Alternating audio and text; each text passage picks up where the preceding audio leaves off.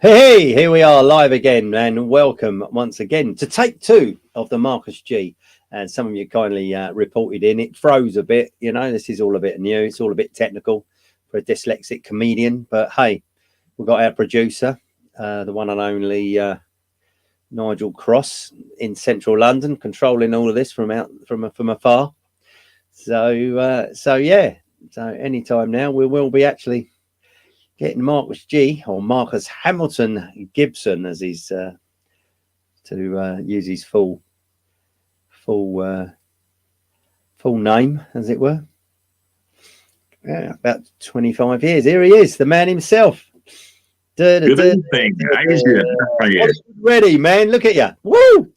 They tell me you've got a Hollywood smile now. Is that right? Yeah, absolutely. And we're not freezing. I was just explaining to the folks at home that we had a few freeze problems, so we thought we'd do a take two. Anyway, we enjoyed doing it. So anyway, maybe we'll play something different. Who knows? How you been? Yeah, good.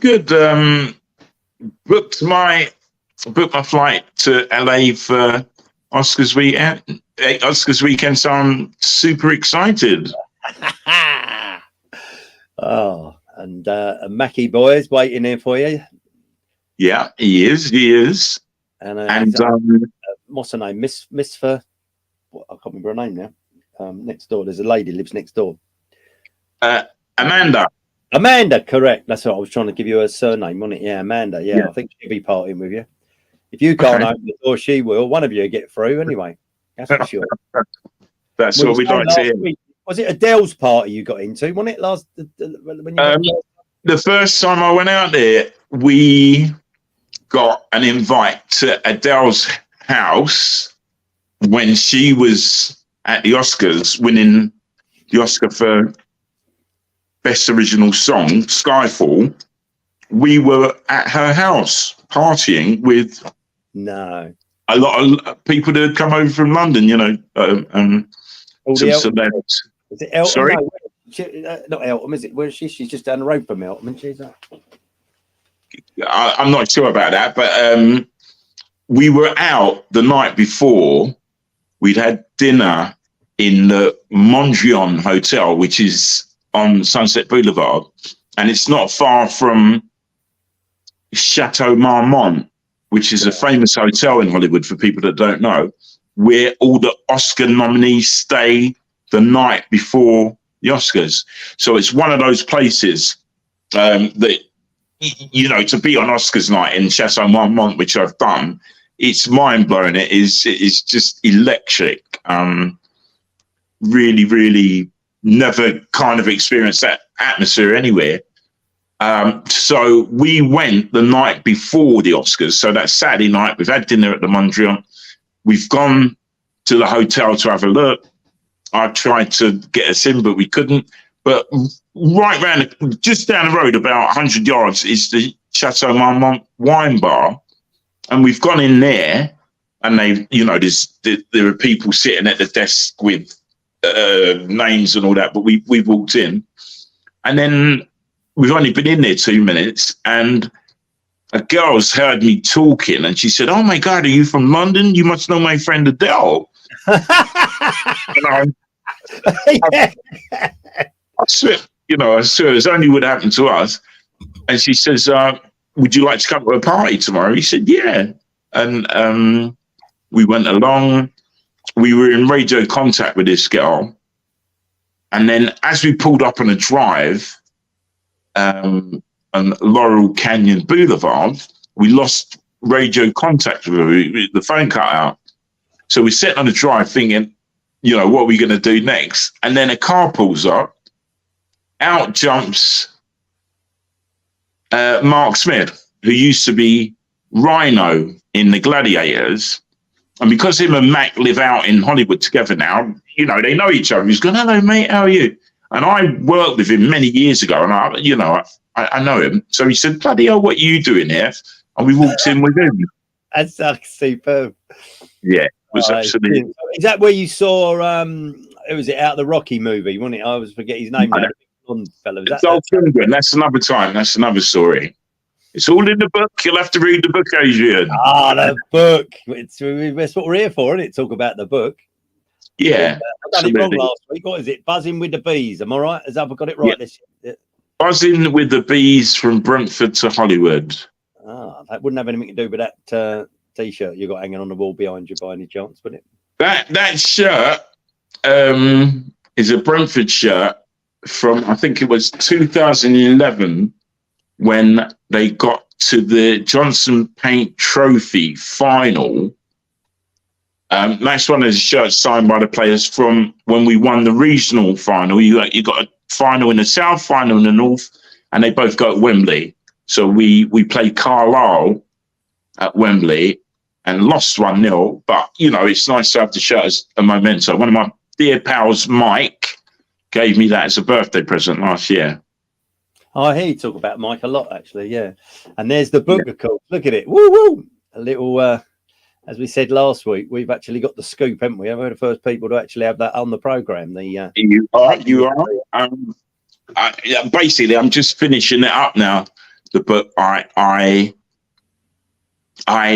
was instructed by people that are advising me to write 50,000 words. So I've written 45,000 words, and I'm going to finish up over the next few days. I've written 36 chapters so far. That wouldn't be any good for me. I'd get to 45,999 and lose count and go, where was I? I'd have to go back to the beginning and start counting. Yeah, it could be, yeah. Sorry. It's taken me about a year to write it. And yeah, it's a really good feeling. I've got people over in America who are advising me and helping me with it. So when I go for Oscars weekend, I'm going to be talking to them about the next steps, and it's not going to be out.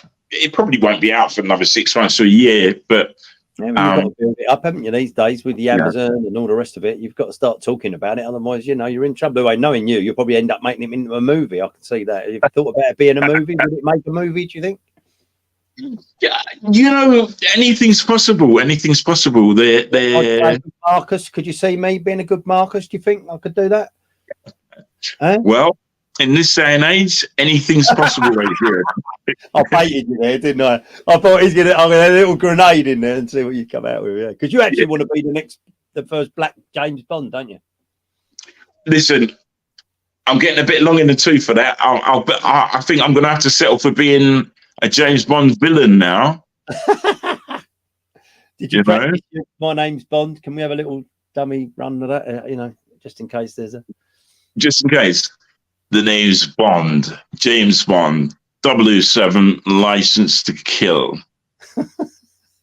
Or I noticed now while you was on the red carpet, you had your kilt on. You do look good.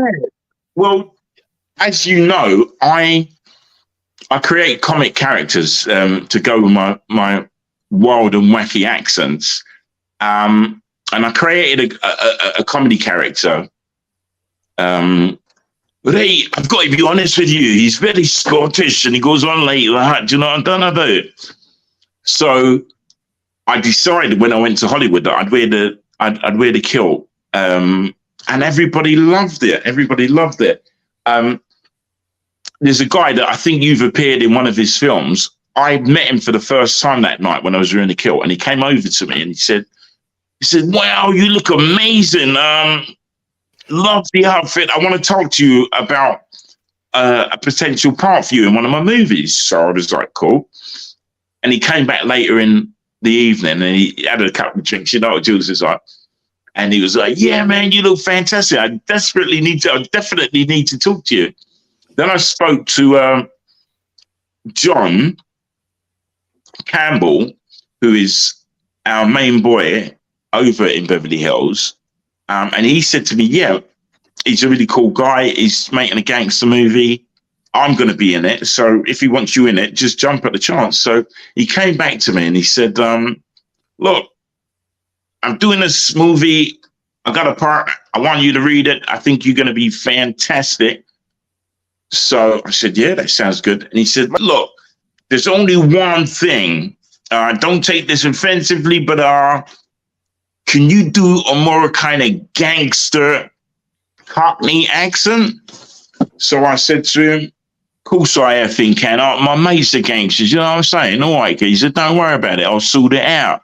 And he loved it. And he gave me the script, and I read it. But and there was talk of Robert De Niro being involved in some big studios. But as often happens with things in Hollywood, it didn't pan out. But it was great to meet him. And I know that you were in one of his films when you were out there. It's funny you say that, because I've just having a new AI website built. So consequently, I go through a load of content to decide what I was putting on there. And lo and behold, there was a bit of footage from the scene that I did, complete with George Grant, directing, and the other gentleman whose name escapes me. I feel really rude.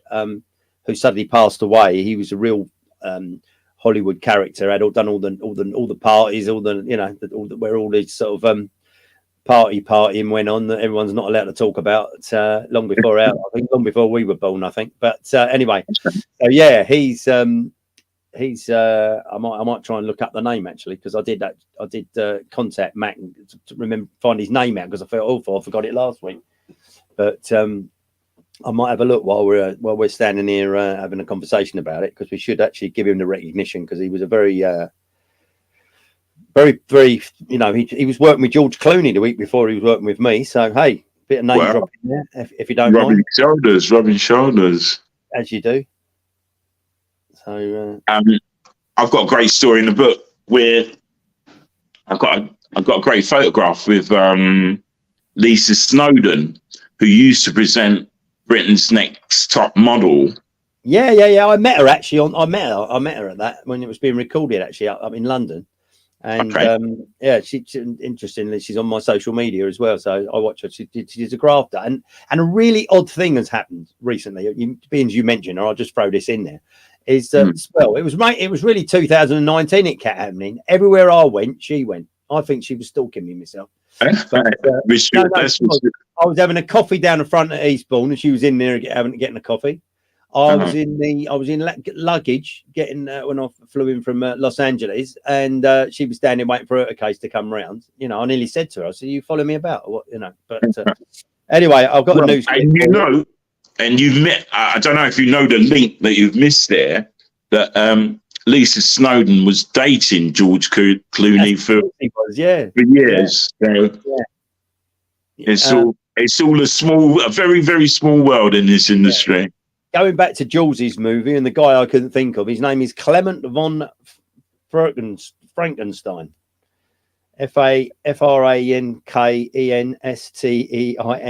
Went to school in Eton, and then went over to Los Angeles and had quite a long, distinguished career over there. So we miss you. We miss you, Clement. He was a bit of a boy, he was. Anyway, so that's a character. When my website's ready to launch, anyone looking, they can go on there and you can see that bit of the movie. It's quite good. Or maybe we'll put it on one of these programs, and people can see me working very hard, trying to be a corrupt politician in a brothel. I don't know what made them think that I'd fit that part. I haven't got any idea whatsoever. You fell into that one, didn't you? Oh dear. There was one other part I could have had. That was, oh look, here he is. Look, here he is. There's oh my gosh, that is so long ago, isn't that? That's that was taken at the very first time we did Factor 2025. Johnny Tate's fantastic play that we toured all over the south of England with, and then we ended up at the Leicester Square Theatre. Yeah, so is that that looks like it could be the Leicester Square Theatre, possibly? No, it's not. I wasn't a different outfit for the Leicester Square Theatre. The famous German. You done the German, did you? No, I did the German, the Irishman, the Scotsman, and I got dressed up to sing cabaret as well. That picture was taken at Eastbourne Pavilion the first time we ever did it. Aylsham Pavilion. Aylsham, sorry. Lovely little theatre, that, isn't it? Yeah, it's a lovely little. warm, cozy theatre. Yeah. And that was the first time we ever did it, if you remember, and it went down really well. And we ended up doing quite a few, didn't we? And as we were saying last week, I didn't quite make the Leicester Square, did I? No. Well, again, that's a poignant part of the book, which I done recently, because obviously when we get to the Leicester Square Theatre to do Factor 2025, just to fill the viewers in, it was a play, it was a send-up of the X Factor, and Johnny Tate wrote it and played the Simon Cowell character, and there were lots of us just auditioning to try and get into Factor 2025. Obviously, when we did it 10 odd years ago, that seemed a long way away, and now it's only next year. And I play a character that's so determined to be on the show that I come back as multiple people. I come back as a Scotsman, an Irishman, a German, as you well know. And that's right. You keep coming back, and he's like, what are you doing here? Like, yeah. That was actually a funny twist, wasn't it? That was a funny twist. No, it was good, wasn't it? It was very good. And of course, when we get to Leicester Square Theatre, the first time I've ever performed in the West End, and we have the shocking news, because we didn't know what had happened actually, that you'd had a heart attack. So, obviously, I always liken it when I'm talking about this story to that beautiful song that I absolutely adore, that totally sums up our industry. There's no business like show business, like no business I know. Everything about it is appealing. And as it says in the song, the show must go on. So even though we were all devastated that you was supposed to have had a heart attack, the show must go on. And I realised at that time, I'd never noticed it before, that you kind of being Johnny's right-hand man, I just always remember clearly you buzzing around, talking to everybody, picking people's spirits up, making sure they were all right.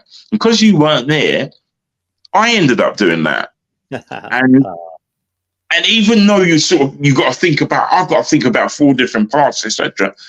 I'd done it so often, I knew what I was doing. So I didn't even think about my part, and I just was running around making sure everybody was right. But what was really special for me is that I'm best friends with my ex-wife, Eleanor Gibson. Yeah. And she, the lovely Eleanor, she performed for the Canadian National Ballet, and she was also the UK and world pole dance champion. And she is the most dedicated, hardworking, professional artist I've ever come across, and she sets really high standards, and she's my biggest critic. Now, she was there with a beautiful daughter who was about 2 at the time, Grace, who, I've adopted Grace as I'm her uncle, basically. She's the love of my life, that little girl. So she was in the theatre for the first time, and so no pressure.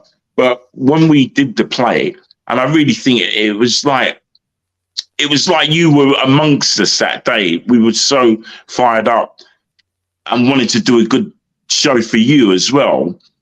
After the show, Eleanor said it's the best thing she's ever seen me do. And I just remember as we left the stage, I've never felt so proud, and the applause just didn't stop. And then later on, of course, we heard that you had a stroke and you were doing well, and that was even better news. So it was, it was a really fabulous day. Well, it was very difficult for me because obviously I got up and had a shower, made a cup of tea, and then of course, bang, it just hits, and there's no warning. All I knew was I couldn't put a sock on. And then I thought, oh my God, what am I going to do? And it's funny what you do. And the ambulance had been called. My father, who sadly passed away in July, he bought me like an aspirin, and I managed to get that down just before my reflex went. And I managed to get hold of Johnny and say, and I was like, as I was saying to him, I don't think I'm going to make it. There's an ambulance on the way. And so that was it. And then, of course, it was some hours went by. If they take them a while to stabilize you, and then when I can remember it was about 8 o'clock, and I was kind of starting to drift off to sleep or whatever I was going to do. And I can remember everyone was sort of discussing, should we tell my daughter Stephanie, who of course lives in Los Angeles with Mac, and I'm thinking to myself, well, you know, she's going to already know, because you had all people that had bought tickets to come to the Leicester Square Theatre. There was what, 30 of you guys in the troupe there? In the show. Yeah. So, you know, everyone's going to be communicating, and so I thought, well, she already knows. And then I dozed off, and then the next thing I woke up about 2 a.m, and that's when I you know, for those people, you know, if you ever have this situation, of course, you know how people say they react and how you really react. But for me, I had a few tears, because I thought, well, it's not supposed to end like this. Do you know what I mean? I'm on my way to Leicester Square Theatre, and now I can't talk, can't walk, can't move my arm, and it wasn't good. But anyway, having Stephanie over there kind of gave me some sort of inspiration or the other, because I thought, oh my God, the minute the sun comes up, she's going to be on the phone checking on me, and I can't be let her see me like this. So really, I was doing voice exercises, and as sad as it was on one end, there was a part of me that was laughing, because I just thought, if somebody sort of walked past my bed and looked down at me all wired up with all the gadgetry that they put on the, you know, to monitor you, and all they would have seen is someone going la la la la la la la la la la. And they just looked in there and gone. They'd have just looked in and gone, "That's a goner, that one. He ain't coming back." And then about 6 a.m, the lights come up, and then the sun come up, and then of course they took me. I by that time I looked in the mirror, and I looked like a bag of, you know, and I thought, I better have a shave. Well, of course, you know, I couldn't have a shave. I'm trying to get the razor, and all I kept doing was smacking myself in the cob. And then the guy opened the door and told me off, because I shouldn't have been, you know, mucking about with razor blades when I was sort of, you know, on the old one. Well, anyway, at least you pulled through, and you inspired us to do a great show. It was literally the best show I've ever been involved in. And if for Eleanor to say that, then it must have been good. Well, you know, what is she? World pole dance champion, wasn't she, some time ago? Yeah. UK and world pole dance champion. I mean, the fact that she does her ballet as well. I mean, the fact those two things come together, it's just absolutely phenomenal to watch her, isn't it? It really is. Yeah, it's absolutely breathtaking. She's you know, and she goes all over the world, giving seminars and putting on events, and she goes all over the world judging competitions. And it is funny, because recently, in my local area, I was talking with someone about getting her to perform. And in the end, one of the other committee members said, "Oh, we can't have that sort of thing here." I was absolutely disappointed, because what she does is art. She's performed for Sir Elton John at his white black tie party. She's performed for President Gorbachev and other, you know, people of that. She's performed for the Sultan of Oman, and actually, she was booked to perform for the Sultan of Oman, and they didn't perform in the end. Let me not get myself in trouble. So yeah, you know, when this local establishment sort of said, "Oh no, she can't perform there," it was really sad. It is now going to become an Olympic sport. That's the kind of route that we're taking now. And yeah, super proud. That's the first time I've heard that. But you can listen. I can't let you go without you doing your German character and your funny little joke. I love that so much that you know. Okay. Well, people at home, is it a blonde wig you wear normally? Was it? You look. Yeah, normally when I go on stage, the character's inspired by two things. One, I lived in Germany for collectively 10 years, so I speak the language fluently. And as an actor, when you speak a language or you do an accent, you want to be authentic with it. So inspired by the late, great Freddie Starr, who used to dress up as a German. The only thing that I don't approve of is that he used to wear a swastika. I'd never wear a swastika. The costume that I wear is actually an Austrian army jacket, but it looks German. And I put a blonde moustache and a blonde wig on. And then I go, yeah, good evening and welcome to the show. My name is Wolfgang von Schwarz. I am the #1 comedian in all of Clickmeals, Germany. And when we did it at Leicester Square Theatre, I come on stage like that, and everybody is in hysterics before I've even started. You know, like sometimes you've got the audience before you started. Then I say, one day as the commandant said to me, Wolfgang, you are an enigma. I said to the commandant, there is no need to be racist, sir. And stuff like that. And we go on with that bit of dialogue, and then I come back as different characters. But it's always about I like the camouflage cake. That's the one I like. It's my favourite. When I was younger, I was in the Deutsches Bundeswehr. And hold on, I got to put it in context. One day, as a commandant said to me, Wolfgang, I did not see you this morning at camouflage training. I said to the commandant, thank you very much, sir. I know that's silly, but I just fucking cracks me up. Yeah. You love that one, yeah. Yeah. So, yeah, we do. You know, I do a smorgasbord of characters: the Scotsman, the Irishman. I actually think that German character, I reckon you could do, like you said. I mean, you said it yourself, and I mean, when you come out and you've got the audience at the moment, just the fact that they're standing there looking at a 6 foot, what are you, 6'3"? 6'3". So a 6'3" black man dressed as a German with a blonde wig and a moustache. No wonder you got them in your hand straight away. You know. Yeah, it was good. It's a good character. I've got to develop it a little bit. When I get to the States, eventually, I will probably turn him into a Bavarian, a drunken Bavarian, being a bit, what it is. What's great about when I do these characters, and I think if you watch Freddie Starr, once you're in character, you just become that person. You can ad lib and take the mickey, and it really works well as long as you're so immersed in the character that you become the character. So, I'll tell you what, you sent me a fabulous photograph. I did actually put it on my old website of another absolute icon of comedy that's gone on to do like serious acting now. Oh dear. Not Russ Abbott. Yeah, Russ Abbott. Yeah. Wow. Yeah, how was he when you met him? I bet he was a fun guy, wasn't he? Yeah. Well, I just met him briefly at Waterloo Station. Just as you'd imagine, just a kind, generous man. Couldn't be enough. Yeah, of course you can have a photo. I'm really inspired. I'm really glad that I inspired you to do comedy. And so the Scots character that I do is based on his Scottish character that he used to do. You remember? He used to do Basildon Bond and the Scotsman.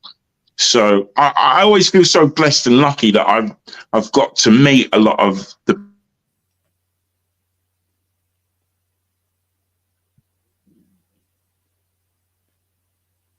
Are you there? We just froze for a moment, so let's not. Yeah. We're half hour in, and that's the first freeze, so we go with that. So tell me, obviously you've met him, you've done that. What other sort of comedy greats that you sort of like to any new ones, for example, that you like? I mean, one of my favourites is Mickey Flanagan at the moment, for example. I mean, there's some of that stuff he comes he's out very with.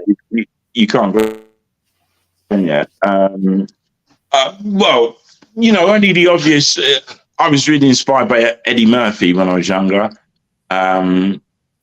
Yeah, and it's funny now that John Campbell is living in Beverly Hills. He's your son-in-law, so I'm sure you've been there to visit him. I have. Whenever I go to Beverly Hills, I remember watching the film Beverly Hills Cops and sort of going to all those iconic places. When we're over there, I'm sure he would have taken you. when we first started going there, when I first went out there in 2013, I made sure that John and I went to the Beverly Hills Hotel, because, you know, I'd seen the film years ago with Michael Caine and all those stars in it. And we just started going to the Beverly Hills Hotel and made it like our regular, you know. And it's just great when you go and you're in Beverly Hills or Hollywood and you go to all these great places that you see on film in the movies. And there's a great program. I don't think you've seen it before, but I'm going to send you a link to it afterwards. Have you ever heard of a program called Entourage? No. So it's about a group of young lads. One of them's a huge movie star, like, you know, and he's got his little group of 3 guys that roll with him. One's an actor, one's his manager, and one's just a general helper. And it is brilliant. It is absolutely brilliant. It's the sort of thing that you just watch it and you can imagine what you would have been like doing that yourself years ago if you'd been lucky enough to do that.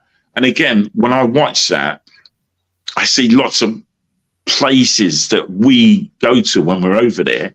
And it's just fabulous. Where the Pretty Woman movie was made. That's a good one, isn't it? Sorry?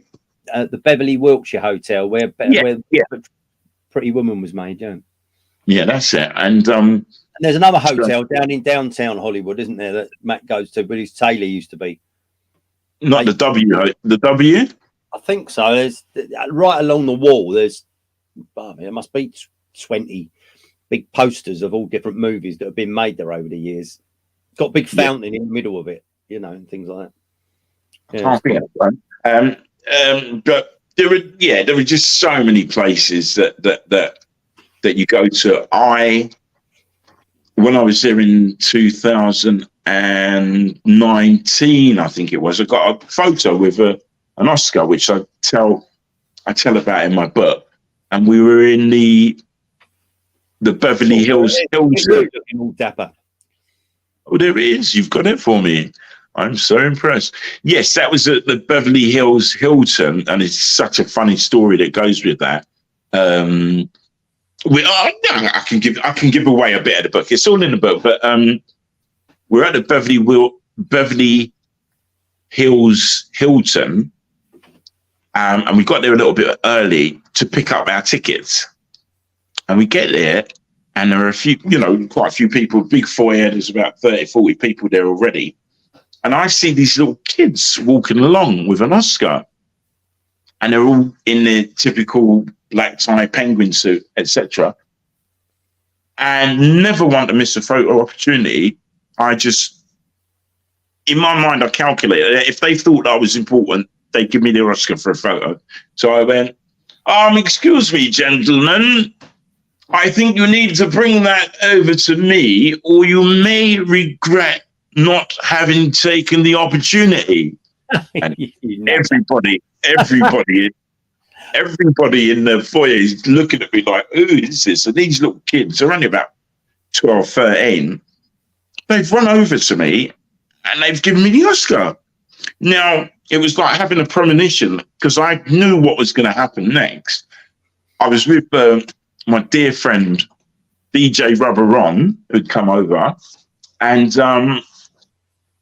so I took that photo, bang, one take. And then I passed it to him quickly. And I got a couple of photos of him. And we've been talking to some nurses from Wisconsin or somewhere in the Midwest. They didn't even realize it was Oscars weekend. And they were just there thinking, wow, this is great. And so they've suddenly made a grab for the Oscar and tried to get a couple of photos and then pandemonium them about 50 Oscars. So I managed to get it back and give it to the kids and send them on their way. And, it's absolutely, that's one of my favorite stories in the book. It's just hilarious how it all comes about. Do you know what I mean? And of course, I know it's not really about the comedy, but it's about, it's part of your big part of your life. Is of course it's coming up that time of year for Ibiza, isn't it? You are a bit of an Ibiza fan on the quiet, aren't you? Oh yeah. I've been going to Ibiza for years, and I'm doing a bit of performing. The first time I went out there, I was doing a bit of work with the people from Manumission, Mike and Claire, and again, it's all in the book. So I try to get out to Ibiza as often as I can, and hopefully this summer won't be any different. I was telling someone the other day, well, actually today, about our dear friend, rest in peace, Dave Courtney. When we went to collect Danny's limousine, and we were walking across that big tarmac area where there was that guy, like, he had arms like the top of my legs, and it was that tall he could stand underneath the lorry, couldn't he? It was like huge, this big juggernaut lorry. And he came out from under it, didn't he, with like a little no top off, with something like the man from Atlantis, with the biggest monkey wrench I've ever seen in my life. And Dave just said out the corner of his mouth to us, he went, "Thanks, Age, thanks."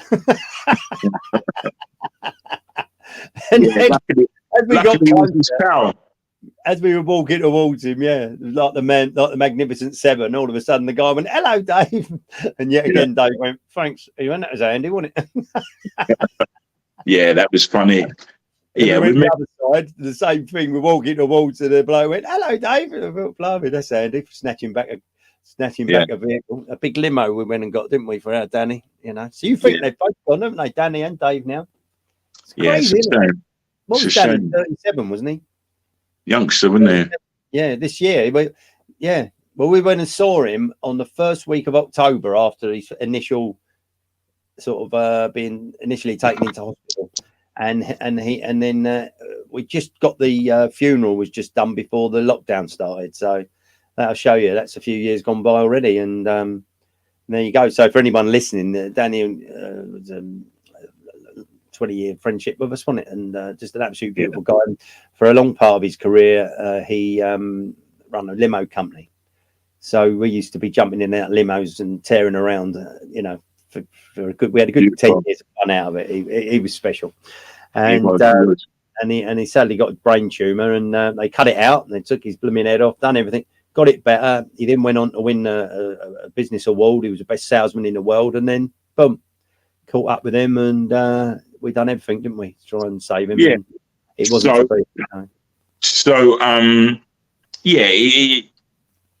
really, we have to count every day as if it's our last and try and get as much done and as much. I think it's fair to say we've done that. Absolutely. Yeah. Absolutely. Yeah. So are you going to IB for this summer? We'll see later on in the year. I've got a few things that I've got to do, and I hope to get out. I'd like to get out there for the closing parties in September, right? Which is always a good time. We were over there. God, it goes so quickly. We were recently over there. Eleanor was performing with the O Beach Hotel. Which is, it's one of the iconic venues nowadays in Ibiza. So,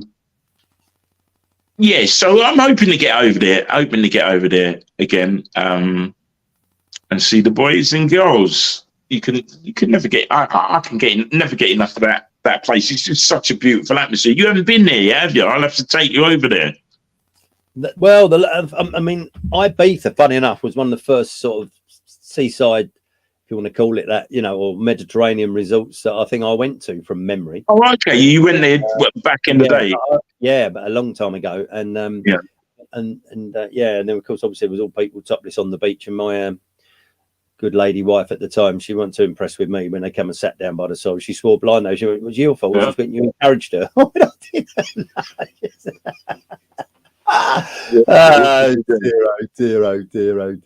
Yeah, funny.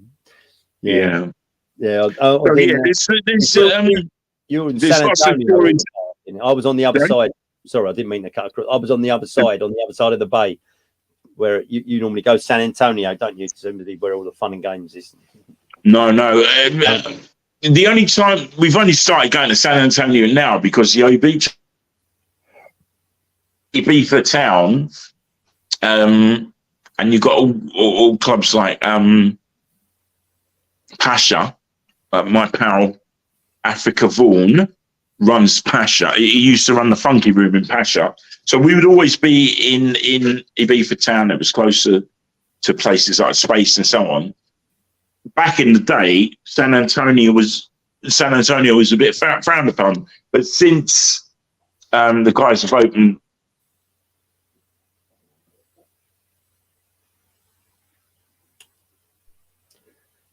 Go on, Marcus. Where you gone? Put 10p in the meter.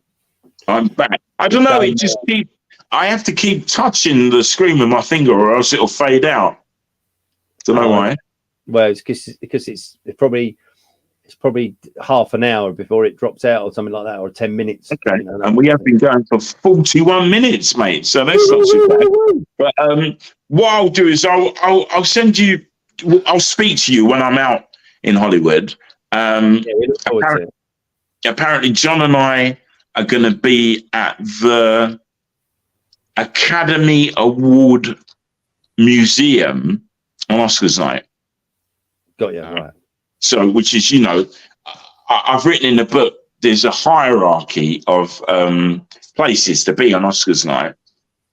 So you've got the Oscars itself, you've got the Vanity Fair party, you've got the Elton John party, you can be in Chateau Marmont like I was a few years ago on the night that, I think it was 2019, Leonardo DiCaprio won his first ever Oscar. And I got invited to the Swedish Embassy Oscar party in Beverly Hills. That's where I met Dolph Lundgren, and he thought... I mean, he didn't die in that Titanic all along? Sorry? You mean he didn't die in that Titanic all along? No.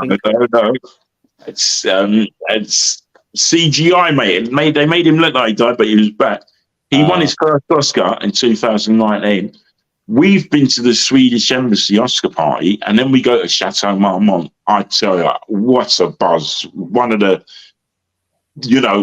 big parties of our life has been there, and we're with the Swede.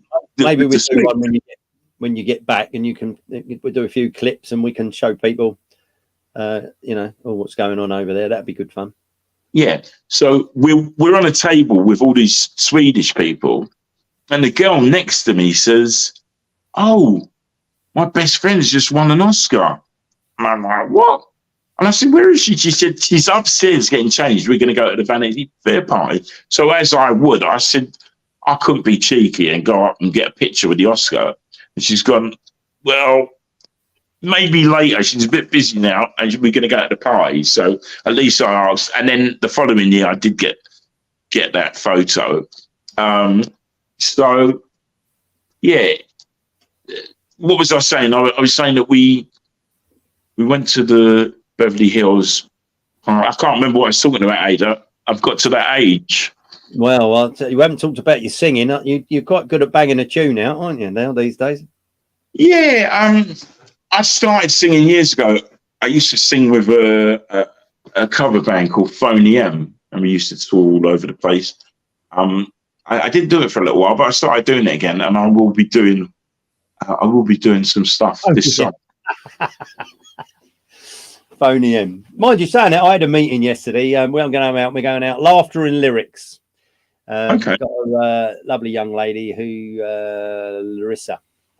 She's Larissa's going to do Lady Gaga, so that goes quite well with the swing. So instead of Tony Bennett, it's going to be Adrian Doughty and Larissa. Beautiful. So we'll be doing a bit of Lady as the Tramp, and then our JoJo as Amy Winehouse, and then Keith Bingham doing his Tom Jones. So it's going to be Laughter and Lyrics this year, going out on the AI website, and I look forward to seeing it. Maybe you can get me in there doing a bit of Frank Sinatra or whatever you fancy. That'd be the way to do it, wouldn't it? Yeah. All right. Well, I reckon we ought to call it a day. We're coming up 45 minutes. So to everyone watching, once again, Marcus, we're just having a bit of a test run tonight, like we were the other week. We've had a couple of little sticks there. We are getting better at it. We've got the lighting better. We've got everything together. So don't forget, if you could like and subscribe, that'd be really, really, really, really greatly appreciated. And if you can share it as well, that, of course, that'd be all better. We are on YouTube, Twitter, and as you can see on Facebook. So yeah, it's let's share the love. Let's share the love. Let's you know, this is the sort of stuff that helps us put on events and do. There it is up on the screen, right on cue, from our engineer in the background, our director. Thank you, Nigel. Big shout out to Nigel. Thank you, Nigel. At the UK Comedy Channel. So there it is. And oh no, seriously though, it really, really, really, really would go a long way. So if you can do that, and any of my brothers are out there, if you could do it as well. And I know you've been taught to be cautious, but on this occasion, if you could just do a little like and a subscribe, that'd be greatly appreciated. And so hopefully when we see you next time, we're going to have Danny Blue live here in the studio. So that will be funny. As I said last week, he had been touring the world with the Naked Balloon Dancers for about 40 years, done just about every national television program. Des O'Connor, Jim Davison's, I've done all sorts of things. Toured with Jim Davison doing the Adult Cinderella for 2 tours, actually. I only done the second one. So there's plenty of stories, plenty of skullduggery we got up to. And once again, as it says on the screen, thanks, Marcus G. Have a great time in the Oscars. Give my wonderful daughter a big hug for me. And a good big hug to Mackie Boy, and congratulate him. Buy him a drink from me. He just sold a $3.5 million property, and he's now moved on to $7.5 million property. So yeah, I spoke to him. I was speaking to him yesterday. Over the moon for him. Absolutely. So anyway, so well done. Well done, JT. And of course, the Marcus G. We love you, Marcus. And the old pearly whites are looking absolutely. Come on, you beats. Good night. God bless. Till we all see you again. From me, the UK Comedy Channel. Like and subscribe just below, please. Thank you. Thank you very much. Thank you.